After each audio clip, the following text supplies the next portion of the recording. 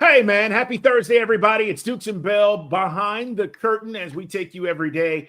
We are live today, 2 o'clock on Sports Radio 92.9 The Game. Of course, we invite you to follow us and check out the show as well. Today, Mike, we're in Smyrna, man. Zucca Pizza. Yeah, baby. Zucca Pizza Bar. It's going to be a lot of fun, man. It's a great food. It's an old spot I used to love and hit a lot when I lived in the city. And I know Day was looking at the menu earlier. He's like, man, this place is going to put you to sleep. I said, yeah, man, some great haps. And we eaten, son, today. I know, Carl, if you want to do some mussels with me today. And pizza's amazing, some pastas. I'm going to take a doggy bag. The dog's back here. They're ready for some doggy bags tonight from Zucca. We'll be there 2 to 6 with Miller Lite. Over in Smyrna. I can't indulge because my wife is jealous and said, you better bring some pizza home for me. So more than likely, I'm going to have to do that if I'm fat and full by the time I leave there, which, look, it's easy to do, but the food is good. The drinks, everything, man. Great people. And so we're excited about being over there because we're not over there a lot in that particular area. A couple of things going on, guys. Hot stove. Braves making some moves. Maybe not the moves you want. I don't know how many times I've said this. Cheaper to keeper. And that is the situation with Raisel Iglesias, who maybe went to the Braves and said, I'm willing to stay for the same price. Now, I got to tell you guys, when a player does this and his agent is not Scott Boras, you do, because most of these players, even when they have mediocre seasons, Mike, get raises. And I'm not sure what your thoughts are, guys, on Raisel. I thought he was good at the end. There were wobbles in the beginning, but there were wobbles for damn near everybody on this team, it felt like, this last season. What do you think about re-signing Raisel as a closer? I mean, I don't hate it. You know, it's we've kind of had some closers that, like, there's only 2 or 3 closers who don't give you, a stomach ache out there in the bigs right now. But, he is just, he's been solid. Remember we had Will Smith the year we went to the World Series. We've had some guys ever since Kimbrel. It's kind of been a roller coaster of guys that, you don't really have overwhelming stuff, but he's effective by most baseball metrics. The nerds would say, Carl, he's a good value at $16 million. So they're going to roll it with him. The shortstop move. Okay. You kind of what you expected. There's elite shortstops. There's like, Bo Bichette, and there's other guys. And then there's Dubón, who's been a Gold Glover. His OPS is like in the 600 to 700. So he doesn't have a lot of pop, but he's smooth fielding shortstop. And again, the price is right. So not surprising that we start the Hot Stove League on a Groupon. Day, Big O, your thoughts? Are we better or are we the same with these guys? We're the same. Okay. I don't know if they did anything to really improve themselves. Reading last night about Raisel, some points about that. Number one, they say his resurgence last year was due to the fact that he relied less on his slider and his changeup. Well, if you remember the first half of the season, every time he threw a pitch that wasn't a fastball, it got yanked over the wall. So, of course, that number is going to be down a little bit. So, weird number 2 at $16 million because it's the dude for the Yankees, Devin Williams, and then you got Edwin Diaz in New York. So him kind of setting the market right now for closers pushes all those guys' salaries probably sky high. They were only competing, and I say only. There was a loyalty, I guess, from him for the fact that the Braves didn't trade him at the deadline. So he said yes to the Braves' $16 million offer over the Dodgers and the Blue Jays' $16 million offer. So there was a weird market for him, I guess. Let's say weird in the sense because he looked so horrible in the first half of the season. He was literally a one-pitch closer. And if you sat on that fastball, if you sat on that slider and just knew fastballs, I'll just keep fouling on fastballs, and he'll throw me a slider eventually, just yam it over the wall. So that second half resurgence for him was great, but I just hope we don't see the resurgence. The return of the first half. And then Dubón, you have insurance now if Ozzie struggles at second. There's a plan in place now. Like, hey, we got a guy we can put in, and we'll get more for his glove than what Ozzie gives us. And, the bat return will be negligible. It'll be the same just because if Ozzie's struggling at the plate, that's exactly what Dubón's going to give you is that sort of Ozzie struggle power numbers and average numbers.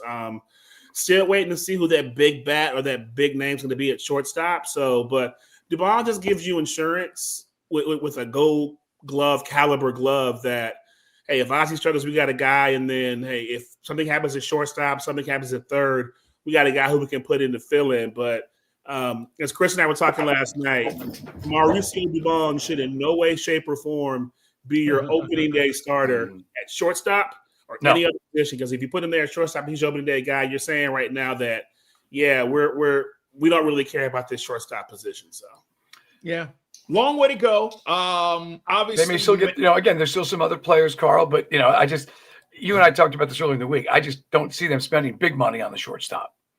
Well, look, I mean, being in the battle for the best shortstops. And I say this, no team, even the Dodgers, as good as they are, have all-stars at every position, right? You're not going to suck. You shouldn't suck, but you're not going to be great at every position in baseball. It's just how it is. And what you're hoping, and I think what the Braves are hoping is, and Mike, if they spend more money on pitching and not so much on shortstop, I'm going to feel better about this team. Even if there is a lapse there or a hole, when you talk about these guys in the lineup picking him up.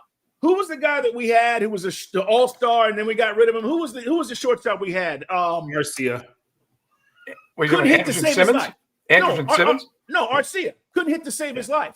He had one good year when they first signed him, and then it just was Well, no, everybody hit in 23, and then he just went back to just, he's all glove, no stick. That he didn't do anything, he was picked up in the lineup. And I think that's how we have to think about this. If they don't spend money on the shortstop, I don't know if they're going to. But if you ask me, I still would prefer them to go get some more starting pitching than to spend that kind of money on the shortstop. But that's where I'm at. We'll see what happens with the Braves, guys. More on this today, again, as we are hanging out. It's Dukes and Bell, Day, Big O, and we're live at 2 o'clock. All right, fellas, Barbara Dooley's going to join us today. Mike Griffith from Dog Nation, and our man Stuart Mandel, who talks college football. Can't wait to talk with him about this national perspective of the college football playoff situation. So a lot of guests, big show today. But Mike, let's kind of recap what we got from Raw yesterday, because our listeners and fans continue to react. Day, I don't know if you read all the comments and all that stuff. I had a guy come at me last night on Instagram. I was like, I can block you, right? Look. What do you want us to do? You want us to call him a dickhead to his face? I mean, what do you want us to say? Yeah. The season that's is going. exactly what they want, Mike. I mean, that's exactly what they want. You want us to say something to Raheem Morris that you wouldn't have the guts to say yourself to him if you saw him. Or you wouldn't say it to anybody face to face. So let's just stop with the Twitter bullshit and just get down to brass tacks on this, okay? We have to be respectful. We say what we say. We know where this team is going. He's probably going to get fired. He's hired bad assistants. We've talked about this with him. I grilled him about the Ike Hilliard thing earlier in the season. We talked about, do you discipline the players? He said he benched. I asked him, was he ever thought about benching some of these guys? He said he has. So that's all you can say. He is what he is. He is an uncompelling hire that was safe, and you're getting the results. The big picture is, I want to talk to Arthur Blank. That's who we need to talk to. Arthur Blank is the guy. We need to get his opinion on where the hell this team is going. And is he going to finally disassociate himself from Rich McKay, which got us this second go around with our head coach? But we've asked Carl. We've asked about everything we could ask about. We talked about how upsetting it is for Penix, and that's the human side of it. But there's really not much more to say, guys. I asked him point blank, why aren't we clutch? There is no freaking answer. What more can you say? Well, he said guys have to make plays, and he's not lying about that. Honestly, there's a simple answer to that. Make the blanking catch. Make the throw. Make the tackle. Right. It's pretty simple when you say, why aren't guys clutch? But the problem is it's a systemic problem across this team. It's not one dude that's making a mistake. It's multiple guys that are making the mistakes that lose games. With all of that said, look, I thought yesterday, and only because we're there all the time, maybe because I know him a little bit more, he was concerned. Maybe you didn't hear it. No, I'm not talking about the job. Look, let me tell you guys a secret. Okay, this is about Raw. This is about coaches. They get paid regardless if they're there or not. If Raw by the way, Arthur Blank's still paying Arthur Smith, for those of you who don't know, okay? He's going to get his money. It's not about that. Big O, I think he just feels like, you know what? When you let people down and you don't live up to it, like Mike's been saying, here's your opportunity, and you know that you're failing at it. It's your last one probably too, yeah. Well, probably, but there's a little bit of that yesterday with Raw, and I know you guys couldn't see his face because we're not filming that, but it was more humble, a little bit more down to earth for him, and then, we're hearing like the involvement in practice is a little bit more intense. You're saying, well, where's that been? Maybe it's been there. Maybe guys just haven't responded. But I do think he feels this, and we'd be idiots to not think that, regardless of all the slang and the speech and everything he's saying. So does it mean anything for Sunday? Hell, I don't know. But as far as what he said yesterday, I thought he gave us, the best answers possible. To Mike's point about benching guys, there's not a coach in the NFL, and you name him, that comes on any show and goes, I bench such and such, and here's why, and here's the player that took his place. Name that coach, because it doesn't happen, guys. Right. So I just, again, I'm not sure what you're looking for, except for us to maybe get back on the right track and maybe look even better than we've looked offensively and defensively, Mike, and win a goddamn game. Can I say that? Right, because if you say, look, what are you going to do different this week? They aren't doing anything different. So I mean, guys, believe me, we've tried every angle. We've worked every angle in these conversations with him. We talked to the players. We talked to Jalen Walker, and man, Jalen Walker. If we had a whole team of Jalen Walkers, we'd be, on the opposite of where we are. We'd be 7-4 because he's got heart. Bijan's got heart. We kind of stumbled onto a thought yesterday about like a guy like Kyle Pitts. If you don't get Pitts involved, so this is where the coaching comes in. You got to get Pitts involved because mentally he checks out, as he did in this game last week. And then conversely, you get him the ball first series, offensive series in Berlin, he drops the freaking ball. To me, I said it today the other day. Kyle Pitts is this team in a nutshell is Kyle Pitts. Tremendous talent, never brings the same effort week after week or quarter to quarter. Well, to your point too, Mike, he brought that up. Remember when you guys asked him about that, he said, look, Darnell Mooney and Kyle Pitts got to make plays. He said, we've got tremendous playmakers on this play, but he said those two in particular, they got to make plays. Obviously, you can go back to the Odyssey app, rewind the show, and listen to it. But so he's letting people know, man, like, look, I see what you all see. I see the drop passes. I see the guys not coming through when we need them to come through. I see the defense not getting the stops and getting off the field in the times of need when we should have. What did he say about the sacks? Yeah, it's great. We don't got wins. We don't got no wins. We got 3 wins. Can you imagine winless in the division? Can you imagine him in a meeting with Arthur Blank and going, "We led the league in sacks"? I mean, seriously, like Mr. Blank, like we lost 5 or 6 in a row, and he's like, "But we lead the league in sacks." Anyways, it is the most interesting thing right now that's going on with our football team, and I'm not talking about the losing.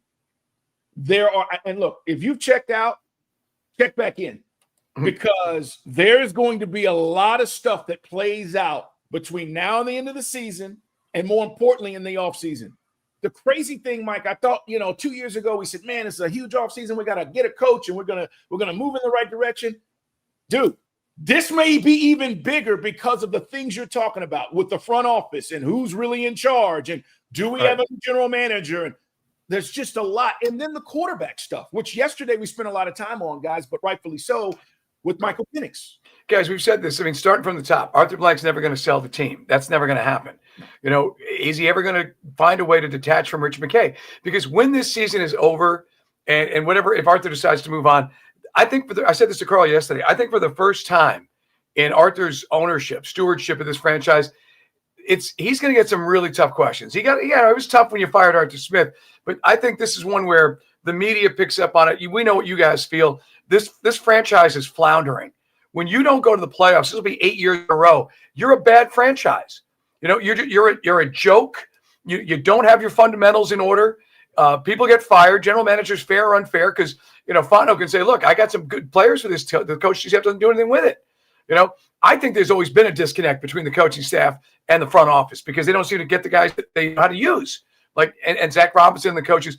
But Arthur, Carl, I think Arthur gets more heat, however this season ends, when he does go in front of the media than he's ever had as owner of this team, because now it's the point where and Arthur sees it. But the fans are.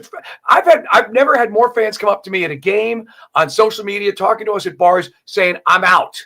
Not only am I don't care anymore." And that's the worst thing that can happen, Carl. It's one thing people are angry, but when they're disinterested, that's it. You've lost the market. Yeah. Arthur Blank has lost the benefit of the doubt. And that is the part where we would give him credit for being a brilliant businessman and just say, well, he'll know how to fix it. It's gone. It's been too long. And when you lose the benefit of the doubt, you get what Mike's talking about. And that is, what the hell are you going to do to fix this? And are you going to step aside? And we're not asking you to sell the team, but you got to step aside and you got to get people in here that are really going to do what we need to do. Dede, what's up, man? You want to add something? Yeah, I was gonna say to you guys, what's funny is when you talk about the playoff drought, 3 of the top four teams with longest playoff droughts, all out of the NFC South. It's amazing. Falcons, Panthers, both at 7. Saints, I think, at 4. Yeah. And the Panthers look like they might break the damn drought before us. Right. Here's the deal about the Saints, ironically. There was a 5-year window legitimately for them where they should have won it. And the year they got robbed in New Orleans with the Rams situation and the pass interference was probably the year they should have won it. But legitimately, if you go back between our Super Bowl, 17, 18, 19, 20, they're as good as anybody in the league, and Sean Payton's their coach. Hell, they've beaten us with Taysom Hill at quarterback twice a year. That was their window. And now for them to be in a legitimate rebuild as slowly those vets have gotten older, Breeze is gone, coach is gone, it makes sense. This shit doesn't make sense. What we're doing doesn't make sense. It hasn't been that bad. And that's why we're so PO'd about it. I don't understand how the hell we got here, Mike, but it's not fun right now. Saints fans, y'all can be tripping. Right. But at the end of the day, y'all know, hey, we had a hell of a run and we got one. And we're going to probably be back because they didn't move on from Mickey Loomis, their GM. He's the architect. All these guys have come and gone. He'll rebuild it, and they'll be fine. What is going on with us? Well, now we find ourselves, and we talked about this yesterday, guys, with the news. Initially, we thought we had some good news on Michael Penix Jr., and it was some confusion about the nature of the injury. It is a partial tear, but it requires a full rebuild. So a full ACL surgery from the best doctors who did Ronald Acuna's knee. So you get the best in the business. But now you're not going to have your quarterback to start the preseason for camp in all likelihood, barring a tremendous recovery.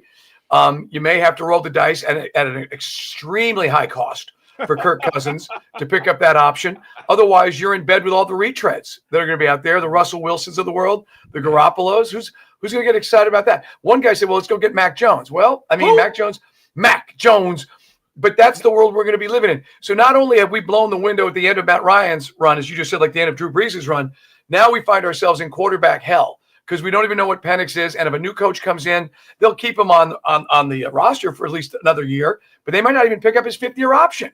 And the big gamble will be one of the biggest disasters in NFL history of doing both Cousins and Penix. Because a new GM might come in and say, screw it. We got to go. We got to go. We got to go. But I got a question. We'll talk about it on the show. Day, speak. No. We'll talk about it on the show. Don't do it. We'll talk about it on the show. 2:00. See, this is why you need to check back in. This is what I'm talking about. This is why you need to check back in. You're PO'd like we are, but you're like, I'm out. Don't be out. See where the hell we're going, and let's put pressure on this organization to make the right moves. Let's not check out. All right, Mike, where are we at again in Smyrna today? Going to be Zucca, guys. Zucca Bar, Pizzeria, and more than that, man. Just fantastic Italian food. Listen to Mike and Carl have a food coma between 2 and 6 as we also wash it down with ice-cold Miller Lite.